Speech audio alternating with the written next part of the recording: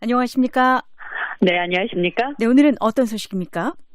네, 블라디미르 푸틴 러시아 대통령이 우크라이나 군인들이 항전하고 있는 남부 마리우폴 아조우스탈에 대한 공격을 취소하고 봉쇄를 명령했습니다. 프랑스 대선 결선 투표를 며칠 앞두고 열린 TV 토론에서 에마뉴엘 마크롱 대통령과 마린 르펜 국민연합 후보가 국내의 현안을 놓고 격돌했습니다. 영국 법원이 위키리크스 창업자인 줄리언 어산지 씨의 미국 송환안을 자국 내무장관에게 송환했는데요. 이 소식 함께 전해드리겠습니다. 네. 자, 지구촌 오늘 먼저 우크라이나 상황부터 보겠습니다. 자, 러시아가 우크라이나 남부 마리우폴 제철소를 공격하지 않기로 했다고요?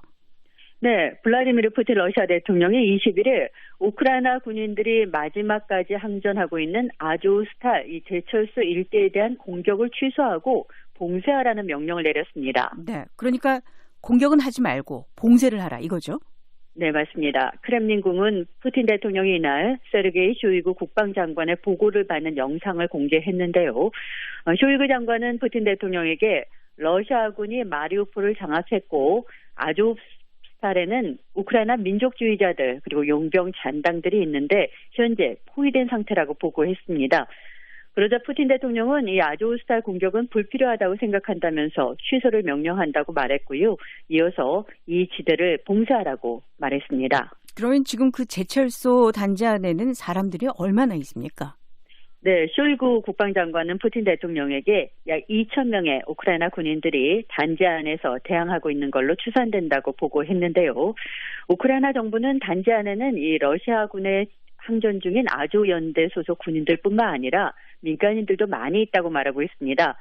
일부 언론은 우크라이나 당국자의 말을 인용해서 민간인 1,000여 명이 이 단지 안에 지금 대피 중이라고 보도했습니다. 네. 푸틴 대통령이 공격 명령을 걷어내고 봉쇄를 명령한 이유가 뭘까요? 네, 아조우스탈 공격을 강행했을 경우에 러시아군도 상당한 피해를 볼 수 있기 때문에 이 봉쇄를 선택했다는 관측입니다.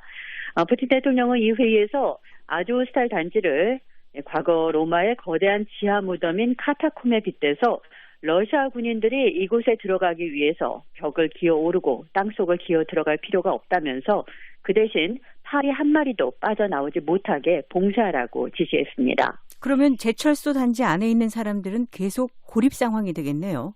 네, 맞습니다. 러시아의 이런 봉쇄 작전이 장기화하면 대규모 인명피해가 발생할 수도 있는데요.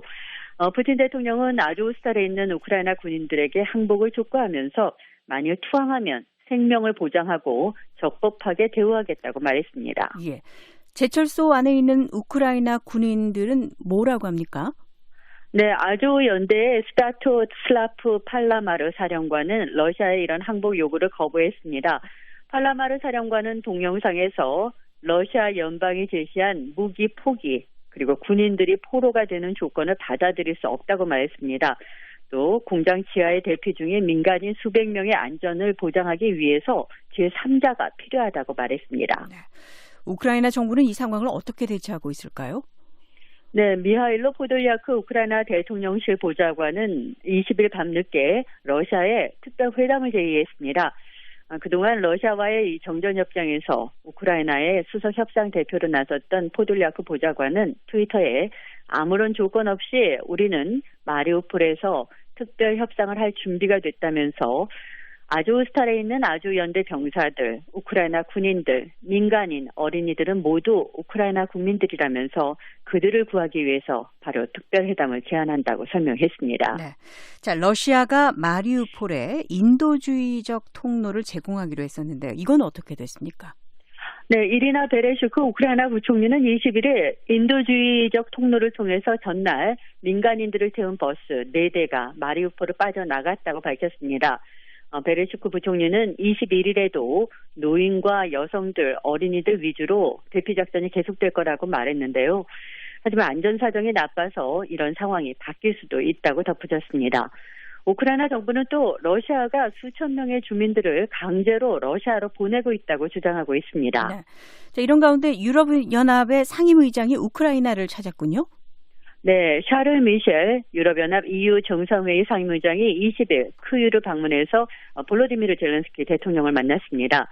미셸 의장은 회담 후 가진 공동 기자회견에서 우크라이나가 이 전쟁에서 이길 수 있도록 모든 걸 다 하겠다고 말했습니다. 네, 최근에 유럽의 지도자들이 잇따라서 우크라이나를 방문하고 있죠. 네, 보리스 존슨 영국 총리를 비롯해서 폴란드, 발칸 3국 지도자, 우르줄라 폰데어 라이엔 EU 집행위원장 등이 최근에 잇따라서 우크라이나를 방문하고 지지와 연대를 표명하고 있습니다.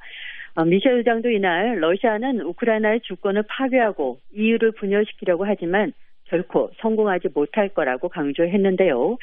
그러면서 우크라이나의 재정 지원을 위해서 다음 달 5일에 우크라이나 연대 신탁 펀드가 출범한다고 밝혔습니다. 네, 미국도 추가 지원하고 있죠.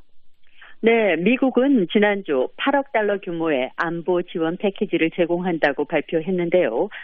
돈바스 지역에 대한 러시아군의 대규모 공세에 맞서서 한 주 만에 또다시 비슷한 규모의 추가 안보 지원을 제공하기로 했습니다. 조 바이든 대통령은 앞서 기자들에게 우크라이나에 더 많은 무기를 제공할 거라고 확인한 바 있는데요. 바이든 대통령은 21일 대국민 연설을 통해서 우크라이나 최신 전황을 직접 설명하고 추가 안보 지원을 발표합니다.